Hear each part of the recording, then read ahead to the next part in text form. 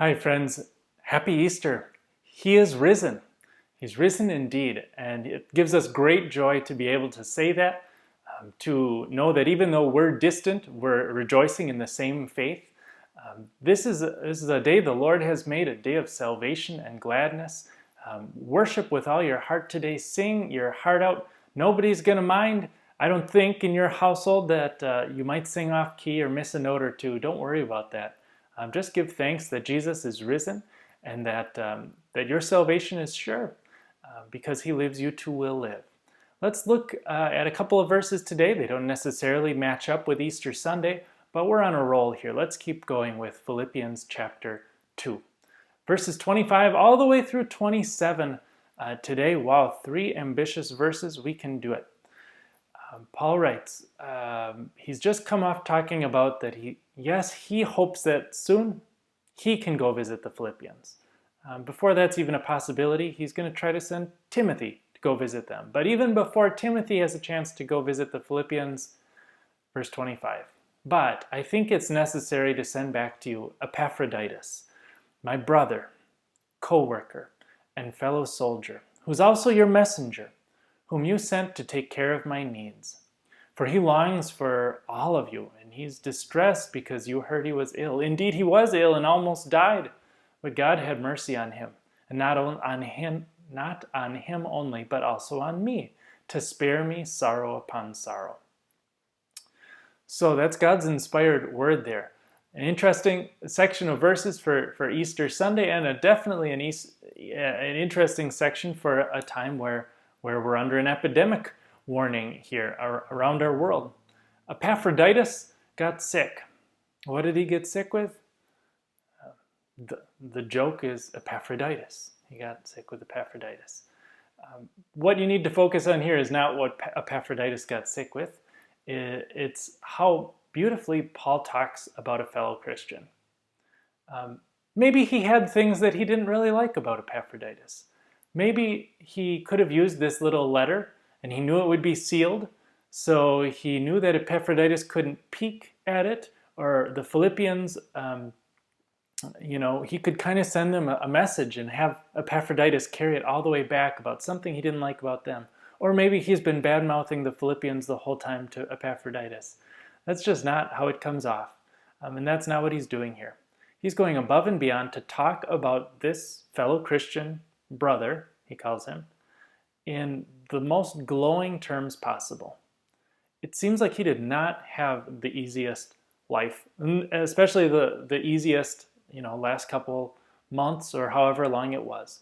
He had actually come all the way from eastern Greece to western Italy to visit Paul, to serve him, to bring him an offering, to keep him going, to cover some of his expenses and allow him to eat while he's in jail there.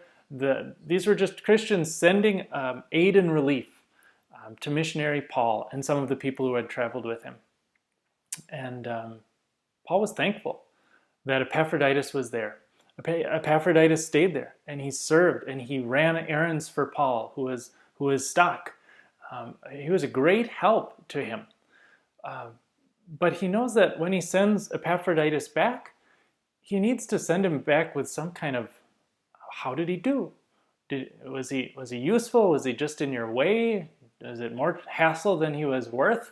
And after you read this, you get the impression, no, he was not more hassle than he was worth. How can I say this? He's a co-worker of mine. I work and he works right next to me. He goes on, he's a fellow soldier with me. He's a battle buddy. We're partners. We're side by side. We're associates in this. Don't consider me up here and Epaphroditus down there. We're in this together. I'm sending him back to you as an equal of me. So treat him as such. He's been in the trenches working with me. And he's your messenger. You sent him to me and I'm sending him back to you. This is how it works. Don't treat him harshly. Welcome him back. He's done a great thing. You sent him. It was beautiful to take care of my needs. But he's been sick. He almost died from this illness. He just wants to get back home. Just welcome him home. Let him know that he's loved, that you guys missed him. Take care for him. And talk about how his faith has grown. God had mercy on him. had more plans for him in this life, and he wanted him still to be alive. So he got him back from whatever had made him sick, healed his Epaphroditus, and it was a great thing that Epaphroditus was healed, and he used it to continue serving Paul, and also just to keep Paul from feeling horrible that this messenger they sent him arrived at his doorstep and then died.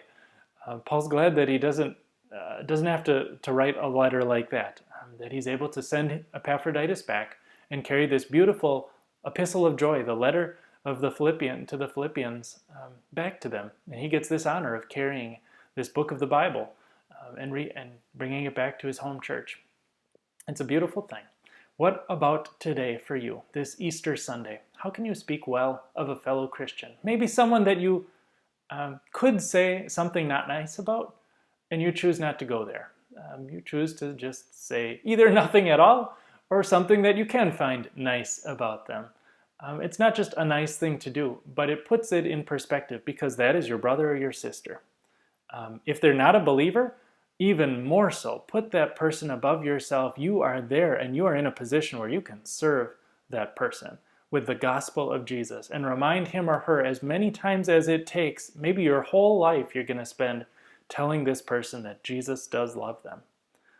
That's a historical fact, that Jesus did die and pay for their sins, that Jesus is alive and he has a place in heaven prepared for everyone who believes.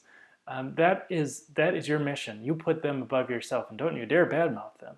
For your fellow Christians, don't badmouth them either. Those are your brothers and your sisters in this Christian faith. They are your co-workers and your battle buddies. They're your allies against a hostile world.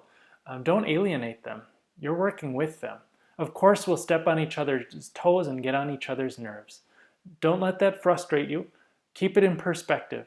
These are fellow messengers and witnesses of Jesus together with you in a tough world.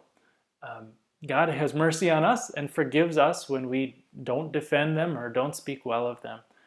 But He gives you this person as a blessing for you, and it's a merciful thing that the Lord has not put you alone as the only Christian in this world with no allies. He's given you a whole family of believers. Treat them like that. Speak well of them. Defend them.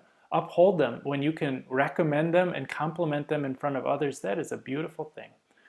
Maybe you can find a way to do that over Skype or in a phone call, or just when you're talking with members of your family today. God bless you. Till next time, God keep you learning and rejoicing and safe in Him.